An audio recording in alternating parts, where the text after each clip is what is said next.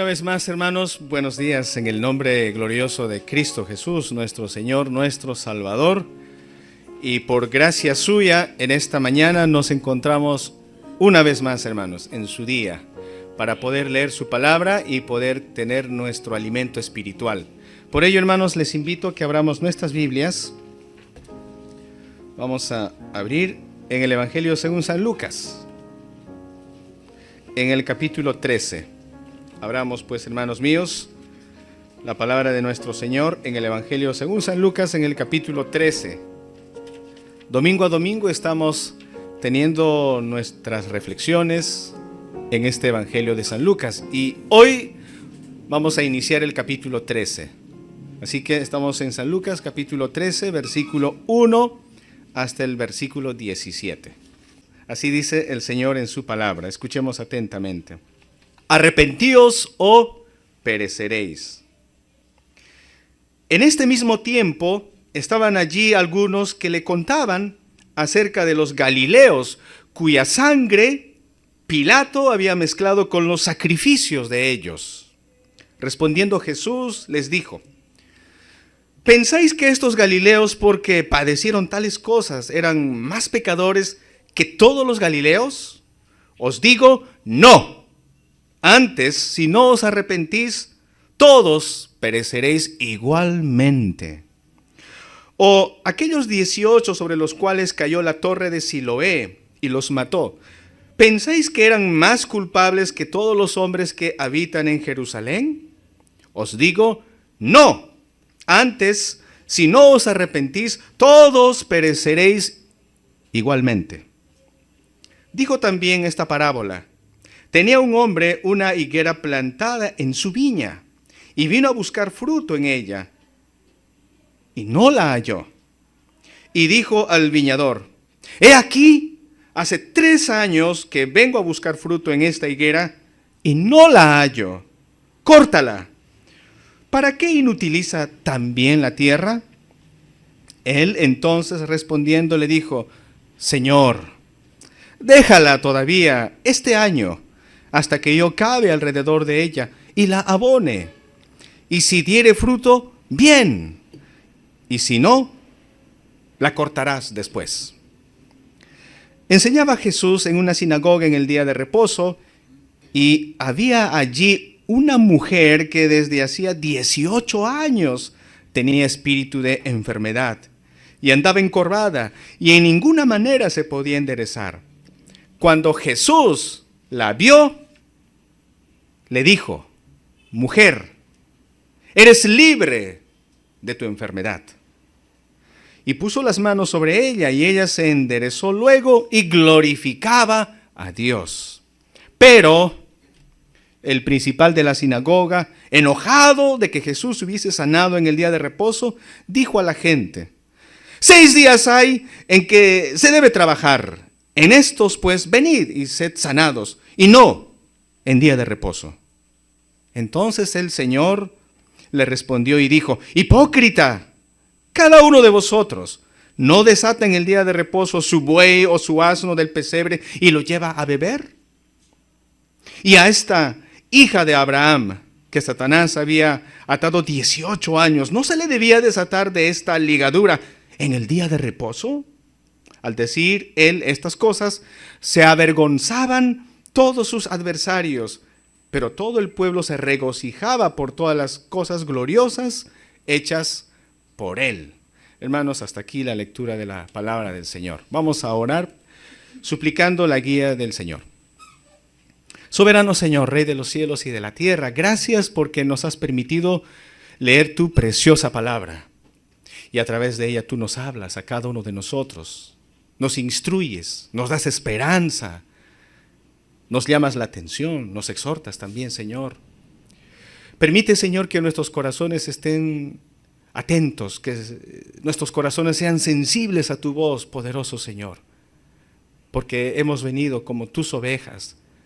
Danos el pasto fresco que necesitamos, Señor. Danos el agua fresca que nuestras almas necesitan, el pasto, el agua de tu santo evangelio. Enséñanos, Padre, en esta mañana. Te lo pedimos, Señor, En el glorioso nombre de tu Hijo amado, nuestro Señor Jesucristo. Amén. Hermanos míos, hay una realidad de la cual ninguno de los que está aquí presente se va a librar. Ninguno de los que estamos aquí esta mañana vamos a pasar por alto esta realidad. ¿Y cuál es esa realidad?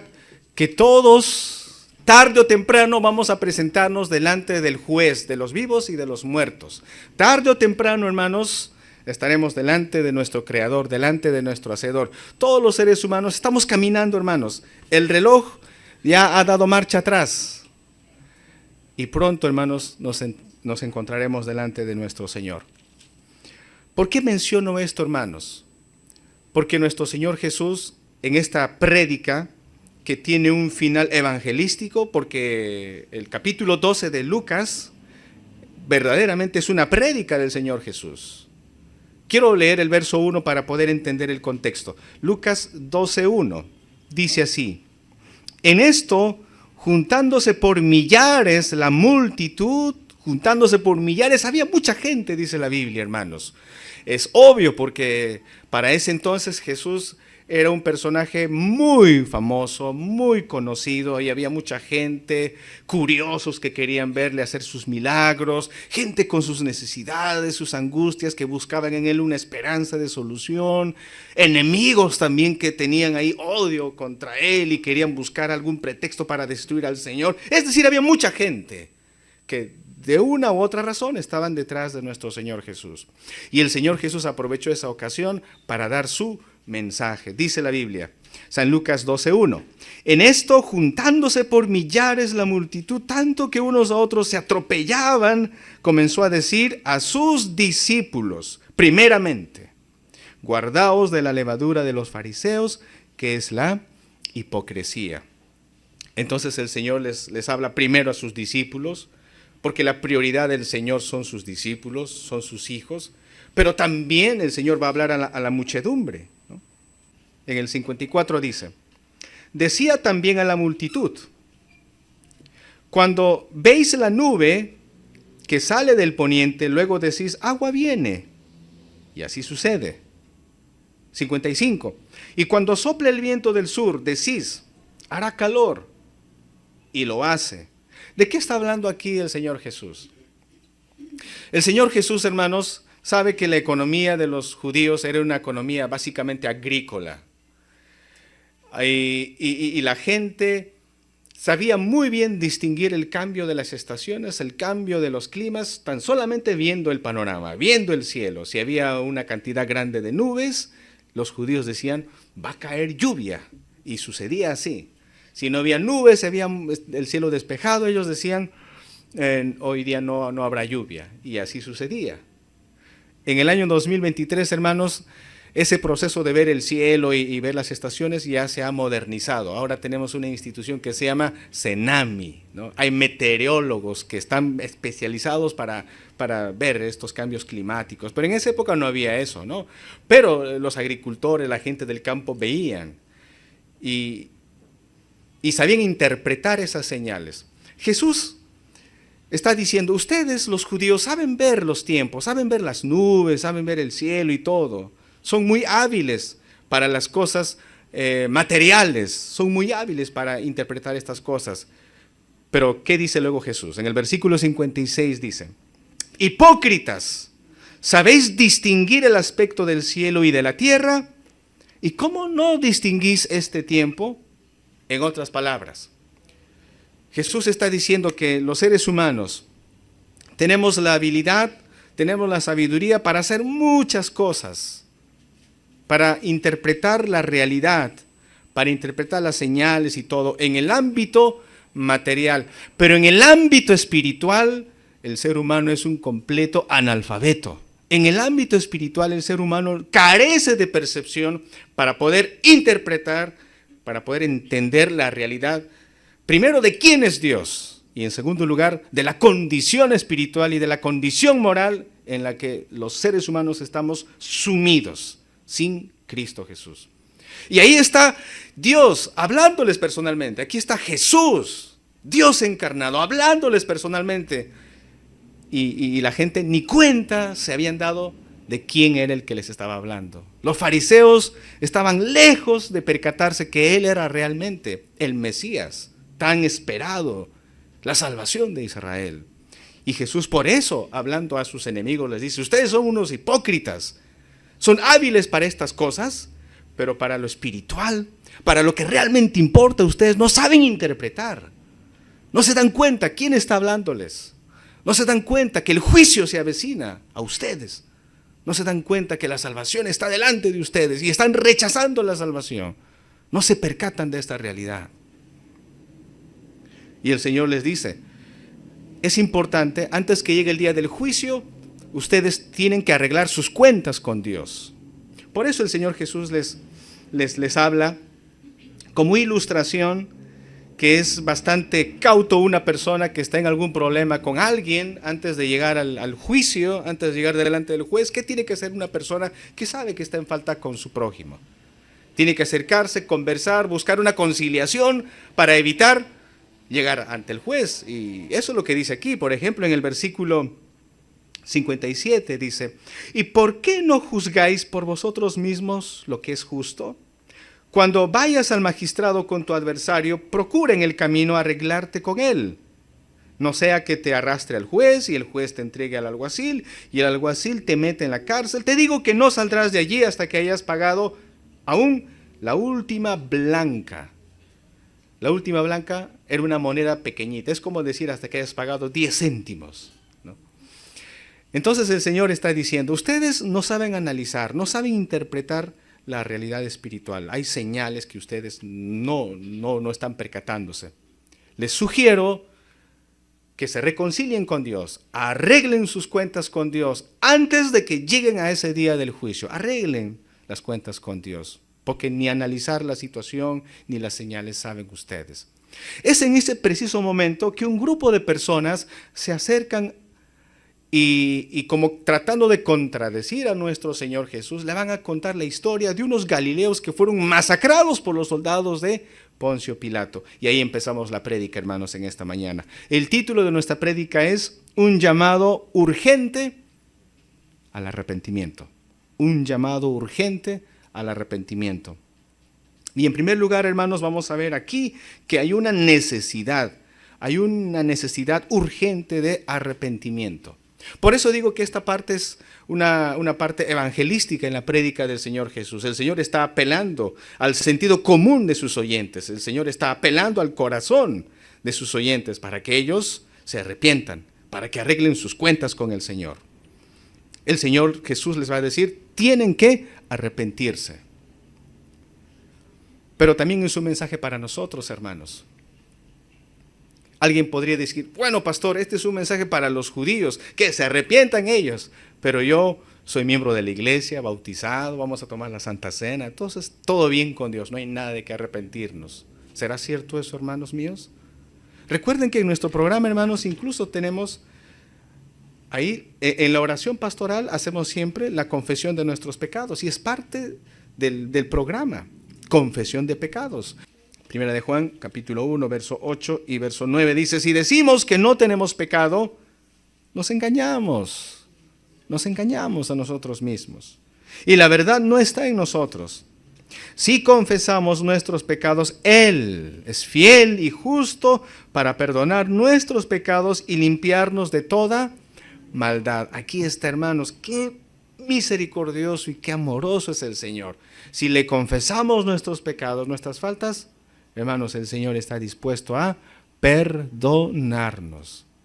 Jesús les dice a sus oyentes: ustedes arreglen sus cuentas con Dios, arrepiéntanse.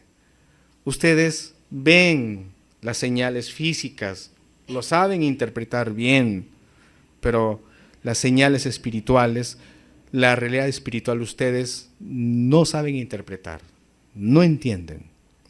Pero este grupo de personas que estaban allí, algunos dicen que probablemente eran fariseos, se acercan a Jesús y le dicen lo siguiente. Pasemos al versículo 1, San Lucas 13:1.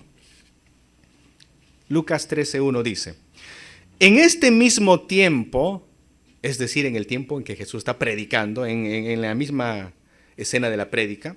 En este mismo tiempo estaban allí algunos que le contaban acerca de los galileos cuya sangre Pilato había mezclado con los sacrificios de ellos.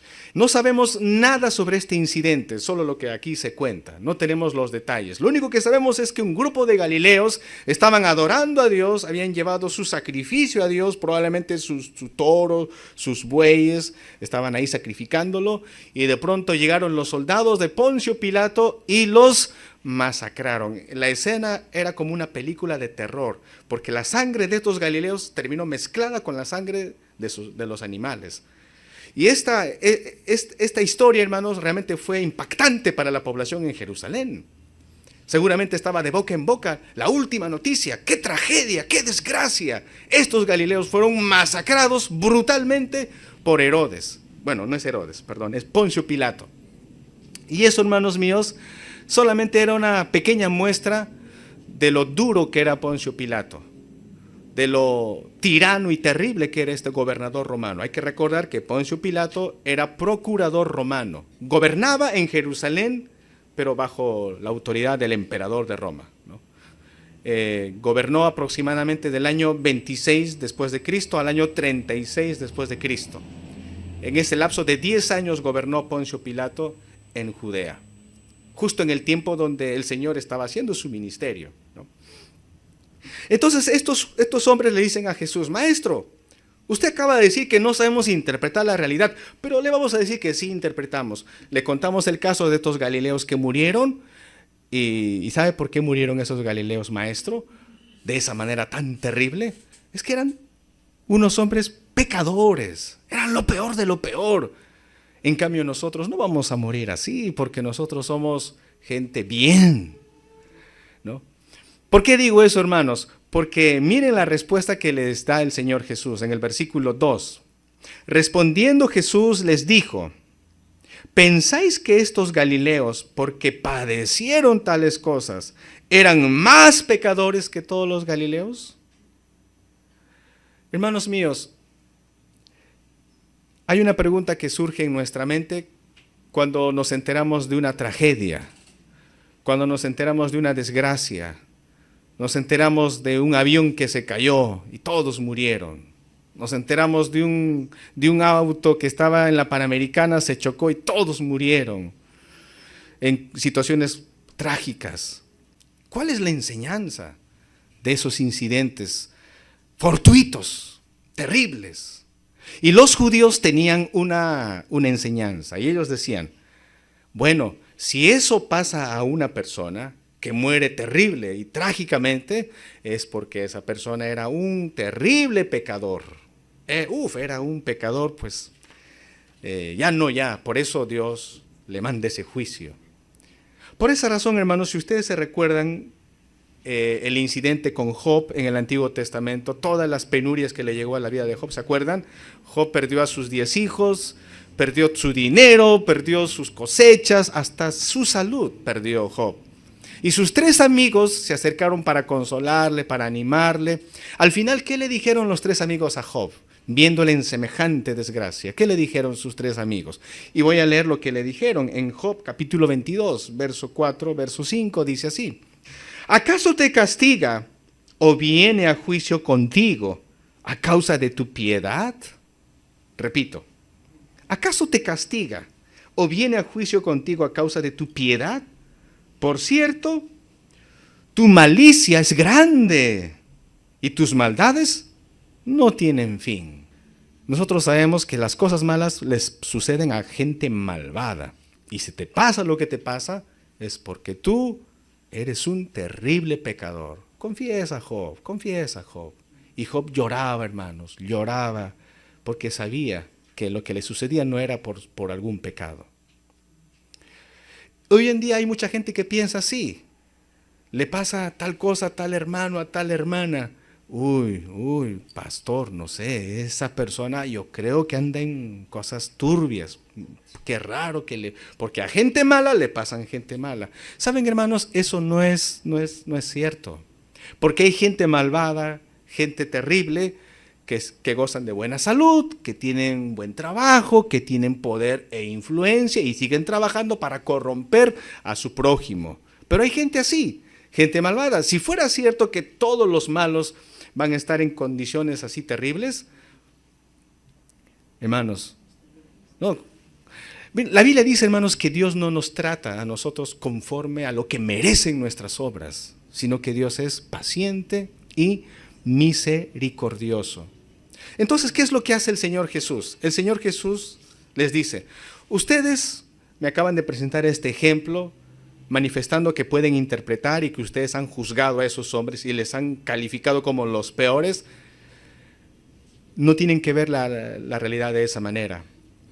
Lo que acaba de suceder con esos galileos es una advertencia, es una señal para que tú, lejos de ver a esa desgracia, a esas personas, tu mirada tiene que ser a tu propio corazón.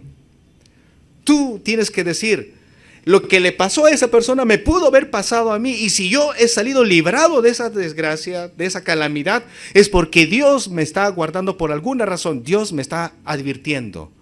Entonces, hermanos míos, las calamidades, las desgracias y todas estas cosas fortuitas que pueden suceder en nuestra vida, en la vida de otras personas, son señales, son advertencias, son anticipos de Dios para nosotros. Para nosotros, Dios nos está anticipando. Por eso Jesús 2 veces dice en este pasaje, en el versículo 3 y en el versículo 5, va a repetir lo mismo Jesús. Verso 3 dice, os digo no, antes si no os arrepentís, todos pereceréis igualmente. Jesús está diciendo, no se distraigan viendo esas noticias terribles y juzgando si eran malos o peores esas personas. No. Lo que ha sucedido sirve como una anticipación para que tú veas tu propia vida. Para que tú veas que si tú estás vivo todavía es por la misericordia de Dios y Dios te está dando una oportunidad para que tú te arrepientas. Jesús le dice a las personas allí, si no te arrepientes, si no se arrepienten, todos perecerán igualmente. Y en el versículo 4 Jesús cuenta otra noticia que había sucedido. En el verso 4 dice, o aquellos 18 sobre los cuales cayó la torre de Siloé y los mató, ¿pensáis que eran más culpables que todos los hombres que habitaban en Jerusalén? Hay otra noticia que estaba también allí, era la noticia del momento, seguramente salió en el periódico de Jerusalén, hermanos, ¿no? En Jerusalén TV, ahí, ¿no? No había esas cosas en esa época, obviamente, hermanos, ¿no? Pero era la noticia. Y Jesús les cuenta, ustedes se han enterado de esos 18 judíos que murieron aplastados por una torre. Era una torre que estaba construida en la muralla de la ciudad, cerca del estanque de Siloé. Y es muy probable que tal vez Pilato o Herodes mandaron construir esa torre para llevar agua a Jerusalén. Pero de pronto tal vez los ingenieros no hicieron bien el trabajo. ¿Y qué pasó con la torre? Se desplomó. Y ahí estaban 18 personas. Y de pronto terminaron aplastados y murieron. Y la creencia popular era, pobres judíos, 18, seguramente eran los más terribles y perversos hombres, por eso Dios los ha castigado. Ellos creían así. Y Jesús les dice, ¿ustedes piensan así? ¿Ustedes creen que ellos eran los peores? Eso es una advertencia, eso es una señal de que si ustedes no se arrepienten, están por ese mismo camino. Y hermanos, esto también era una profecía, porque en el año 70, hermanos, en el año 70, varios años después de la muerte de nuestro Señor Jesús, ¿qué pasó con Jerusalén? Llegó el general romano Tito, rodeó la ciudad de Jerusalén, destruyó la ciudad y todos murieron. Se cumplió lo que el Señor les había dicho. Si no se arrepienten, y esa gente, hermanos, tuvo oportunidades para arrepentirse, tuvo años para arrepentirse antes del año 70. Entonces la primera lección que encontramos aquí para nosotros, hermanos, es hay un llamado urgente al arrepentimiento. Es necesario arrepentirnos. El Señor está contando eso a toda la gente que está ahí. Y alguien puede decir, pero pastor, esto no creo que sea para mí, porque yo ya soy cristiano, ¿no? Yo ya estoy en la iglesia. Vuelvo a repetir, hermanos, es importante cada uno de nosotros evaluar nuestra relación con el Señor Jesús. Voy a decirlo de manera más directa. ¿Qué pecado ocultas tú en tu vida, del cual no te has deshecho todavía?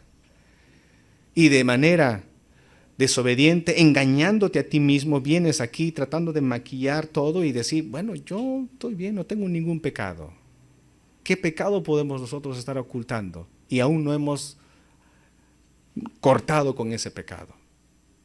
El Señor conoce nuestros corazones, hermanos. Y el Señor nos dice a cada uno de nosotros que somos sus hijos. Y el Señor quiere que nos alejemos de aquello que perjudica nuestra relación con Cristo Jesús. Que cortemos con el pecado. Que digamos no a lo que es ofensivo a nuestro Señor. Y obviamente ofensivo a nuestras vidas también. Esa es la primera lección, hermanos. Y del versículo 6 hasta el versículo 9, el Señor continúa con el tema, con la urgencia de que la gente se arrepienta, y el Señor les va a contar una parábola. En el 6 dice, dijo también esta parábola, tenía un hombre una higuera plantada en su viña. Me detengo ahí, hermanos. Y saben, hermanos, la tierra más fértil, la tierra más cuidada y más abonada es la tierra del viñedo, donde crecen las uvas. Era una tierra bien preparada, bien abonada, bien regada, bien cuidada, un buen ambiente para que la higuera crezca bonito y dé frutos. Y 3 años, porque la Biblia dice que el dueño de esa higuera visitó su planta, en el 7 dice, y dijo al viñador, he aquí hace 3 años que vengo a buscar en esta higuera y no la hallo, córtala. Entonces, hermanos, el terreno estaba bien abonado, bien preparado para que ese árbol en el lapso de 3 años produzca fruto, pero no había fruto. El Señor está diciendo aquí a Israel, ustedes los judíos, ustedes la nación de Israel son como tierra bien abonada, bien cuidada. El apóstol Pablo en el libro de Romanos menciona que los judíos tenían ciertas ventajas en comparación con otros pueblos. Primero, la palabra de Dios había sido entregada a los judíos. Los judíos tenían la ley de Moisés. Segundo, a los judíos Dios había enviado los profetas. Tercero, Dios había hecho pacto con los judíos, con Abraham.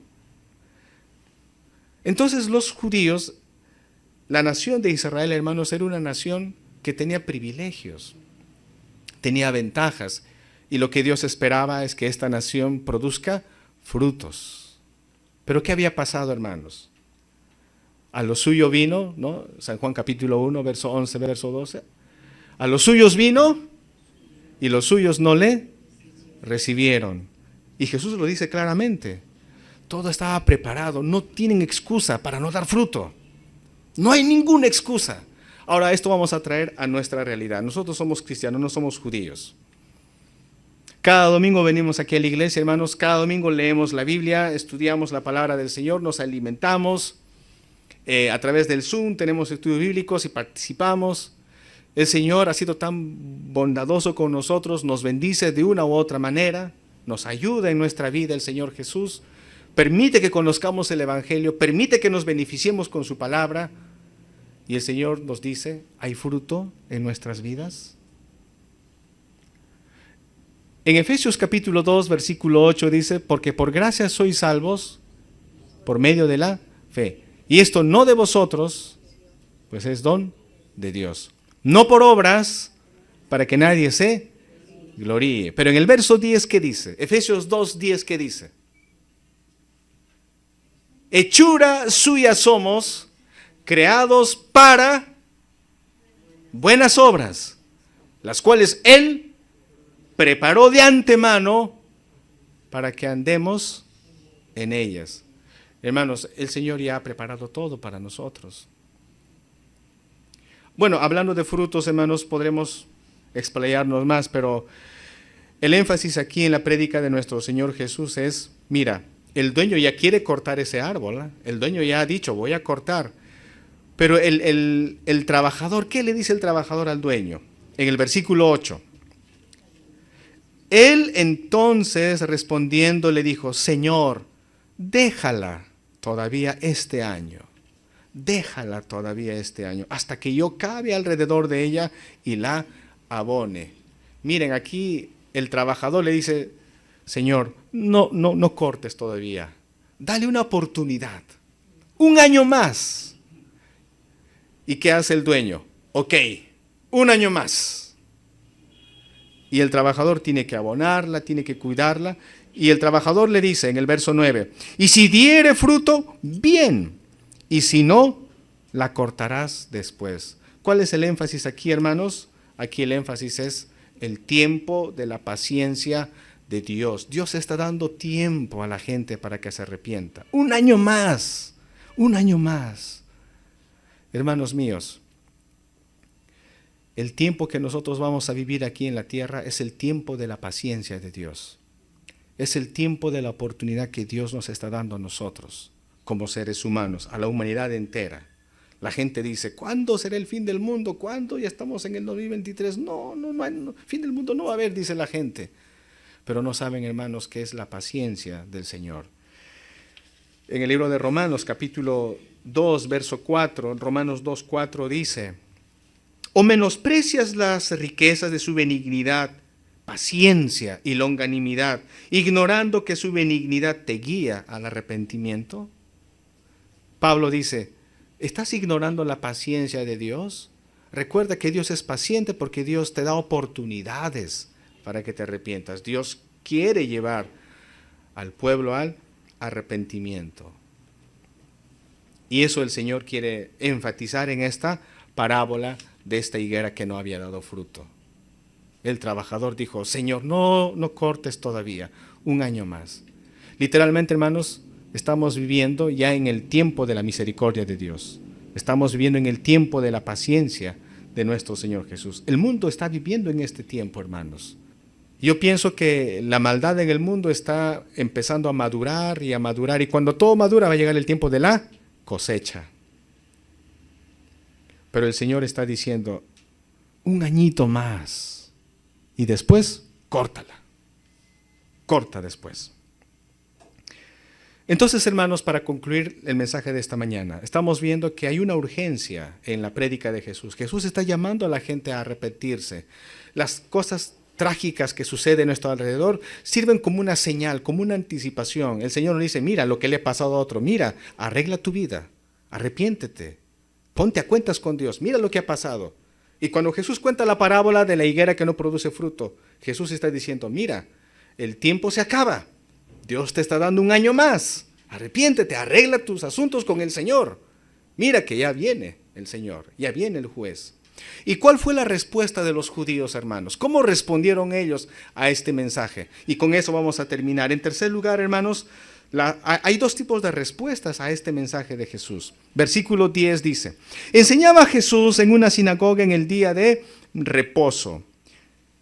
Y había allí una mujer que desde hacía 18 años tenía espíritu de enfermedad y andaba encorvada y en ninguna manera se podía enderezar. Hermanos míos, aquí el Señor ya terminó su prédica. Este es otro día ya. Dice la Biblia, es un día sábado, es día de reposo. El Señor está en una sinagoga. ¿Qué es una sinagoga? Bueno, una sinagoga es una casa, es una habitación, algo parecido a una iglesia donde se lee la palabra de Dios, donde se adora a Dios. Una sinagoga, vamos a decir, es como la iglesia de los judíos. Eso es una sinagoga. Y Jesús está en la sinagoga, está predicando la palabra del Señor. Y de pronto, entre la multitud, el Señor se percata de una persona en particular. El Señor pone su mirada en una mujer. Dice la Biblia que era una mujer encorvada. No sabemos cuál era la enfermedad, pero sabemos que tenía 18 años en esa condición esta pobre mujer. Probablemente, hermanos, esta mujer llamó la atención del Señor porque posiblemente algunos autores dicen que posiblemente por lo encorvada que está esta mujer caminaba lentamente y llegó tarde a la sinagoga. Mientras que Jesús estaba enseñando y predicando, de pronto Jesús ve a la mujer acercarse lentamente a la sinagoga, encorvada. Saben, hermanos, voy a hacer un paréntesis aquí. Me llama la atención la actitud de esta mujer encorvada. Ella podría decir al líder de la sinagoga: lo siento, no puedo ir a la sinagoga porque estoy enfermita, me quedo en casa porque estoy encorvada, así que no puedo ir a la iglesia. Pudo haber dicho esta mujer, pero a pesar de su condición, a pesar de su problema de salud, esta mujer estaba yendo a la sinagoga para escuchar la palabra del Señor, para adorar al Señor. Esta es una enseñanza también para nosotros. 18 años, imaginémonos todo el tiempo de dolor, de sufrimiento de esta mujer. Ella podría haberse resentido con Dios, podría haber dicho: Señor, son tantos años de dolor, de sufrimiento. Porque, ojo, hermanos, en ese contexto cultural, recuerden que los judíos miraban mal a los enfermos, porque decían: si esta mujer está encorvada, este es el juicio de Dios, seguro es una mujer pecadora, muy pecadora esta mujer, por eso está así. A estas personas no se les permitía ingresar al templo. Imagínense emocionalmente cómo estaba esta pobre mujer: marginada, despreciada, sin esperanza, pero está ahí yendo a la sinagoga para escuchar algún mensaje de parte de Dios. Y en esa circunstancia Jesús ve a la mujer, ¿y qué le dice nuestro Señor? Ojo, hermanos, que esta mujer no le pidió ningún favor a Jesús. No le dijo: Jesús, por favor, aquí, ayúdame. No le dijo nada. Simplemente apareció ahí con su problema. Y Jesús vio a esta mujer. Miren en el versículo 12. Cuando Jesús la vio, la llamó y le dijo: mujer, eres... Hay que tratar de sentir como esa mujer. Imagínense, 18 años y el Señor le dice: mujer, eres libre. Eres libre de tu enfermedad. Versículo 13. Y puso las manos sobre ella y ella se enderezó luego. Un milagro, hermanos. El Señor dijo: eres libre de tu azote, eres libre de tu enfermedad. Hermanos, hoy es domingo. Este es el día del Señor. Y cuando llegamos al día domingo, hermanos, a la casa del Señor, ¿cómo llegamos después de una semana ajetreada, hermanos, de actividades, trabajos, estudios? ¿Cómo llegamos al domingo, hermanos? Muchas veces llegamos ahí con cargas en el espíritu, llegamos ahí preocupados, afanados, turbados. Señor, quiero ir a tu casa. ¿Y a qué venimos aquí a la iglesia, hermanos?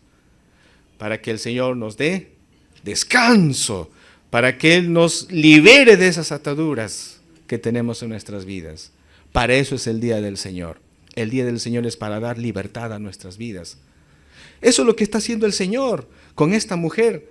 Le está desatando, le está dándole la salud. ¿Cuál es la reacción de esta pobre mujer al recibir ese milagro? ¿Qué hace la mujer? Dice el verso 13 al final: y glorificaba a Dios, alaba a Dios, exalta a Dios, sabe que lo que ha obrado en ella es el poder de Dios. Ella está gozosa alabando a Dios. Y seguramente todos los hermanos en la sinagoga también estarían contentos alabando a Dios. Miren lo que había pasado. En el versículo 14 dice: pero el principal de la sinagoga, vamos a decir que es casi como el pastor, digamos, el principal de la sinagoga, enojado de que Jesús hubiese sanado en el día de reposo, dijo a la gente, no le dijo a Jesús, no tenía el valor para enfrentarse a Jesús, pero sí, ¿no?, bien valiente para hablar a la gente, ¿no? ¿Qué le dijo a la gente este líder? 6 días hay en que se debe trabajar, en estos días pues venid y sed sanados, y no en el día de reposo. Miren, o sea, para él era más importante su costumbre, su tradición, su legalismo, que la sanidad, la libertad de esta pobre mujer. O sea, valoraba más su reglamento, valoraba más su tradición humana antes que la salvación de esta pobre mujer. Qué terrible, hermanos. Pero el Señor no se quedó callado. Miren lo que dijo el Señor en el versículo 15. Entonces el Señor le respondió y dijo: hipócrita, cada uno de vosotros no desata en el día de reposo su buey o su asno del pesebre y lo lleva a beber. Y Jesús les dice: ustedes tienen más misericordia para el animal y no tienen misericordia para esta mujer, hija de Abraham. O sea, ¿vale más la vida de un animalito en comparación de la vida de esta mujer? Son hipócritas. Qué falta de compasión, qué falta de piedad, qué falta de coherencia. No aman a su prójimo. ¿Cómo reaccionan entonces aquí las personas? Bueno, tenemos la primera reacción. La mujer, hermanos, glorifica a Dios porque Dios le hizo el milagro. ¿Cómo reaccionan los judíos? ¿Cómo reacciona este líder de la sinagoga? Muestra su corazón duro. Muestra su rechazo a Jesús. Bueno, tenemos estas dos reacciones en el mundo. ¿Cuál de las dos es nuestra reacción, hermanos, al mensaje de Jesús? ¿Nuestro corazón se hace más duro, hermanos, más necios? ¿O nuestro corazón se derrite por la gracia del Señor y decimos, Señor, perdóname, ayúdame, Señor, tú me has salvado, Señor? Que así sea nuestro corazón, hermanos. El Señor entonces nos habla en este mensaje evangelístico. Sí, hermanos, hay alguien aquí esta mañana que aún no conoce a Cristo Jesús.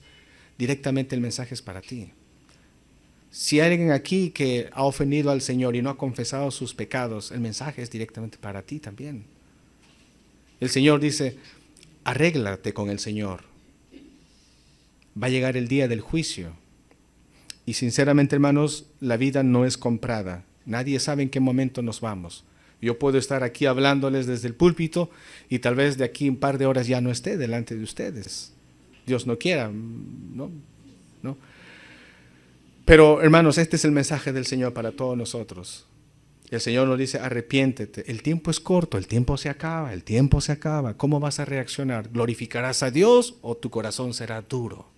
Si alguien aquí no conoce al Señor, yo le animo, venga a los pies del Señor Jesús. Terminando el servicio, acérquese a mi persona y oraremos al Señor. Bien, vamos a finalizar con una oración. Señor, te agradecemos por este tiempo, por este espacio de reflexión y meditación en tu palabra. Señor, es cierto, es verdad, Señor. Todos en algún momento estaremos delante de ti. ¿Y cómo nos presentaremos delante de ti? Tu pueblo, tu iglesia, tus hijos, ya justificados, ya salvados por la sangre de Cristo Jesús. Solo por Cristo Jesús estaremos delante de ti y diremos, sublime gracia del Señor, que a un infeliz pecador salvó. Yo fui ciego, mas ahora veo. Yo estaba perdido y Él me halló. No habrá nada de que jactarnos, Señor, porque tú te apiadaste de nosotros. Y cada vez que tu palabra se lee y es predicada, eres tú, Señor, apiadándote de los oyentes. Y es nuestra responsabilidad de todos los oyentes decir, aquí estoy, Señor. Ayúdame, Padre. Bendice, Padre, a todos tus hijos. Que tu palabra, Señor, pueda como semilla caer en buena tierra. En el nombre de Cristo Jesús oramos. Amén.